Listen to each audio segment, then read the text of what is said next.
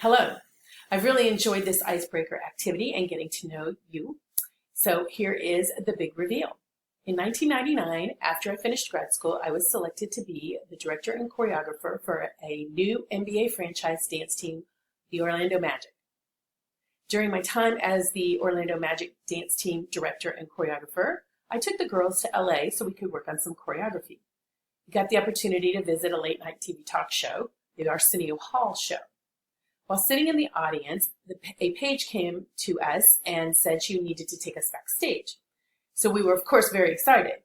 As we were headed backstage, she kept going and going and going and basically escorted us out the back door.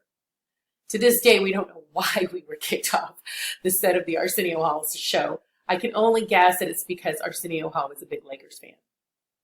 So my lie was that I had the opportunity to meet Michael Jackson. It wasn't me, but my husband, who met Michael Jackson at a minor league baseball game in Gary, Indiana. At the time, my husband was the president of the Gary South Shore Railcats, and Michael Jackson had come home to visit some friends and family and attended the baseball game. Now, we all knew he was coming, and I do not know why I chose not to attend the game that day, but I did not get to meet him because I didn't go. This has been great fun, and I look forward to working with you all.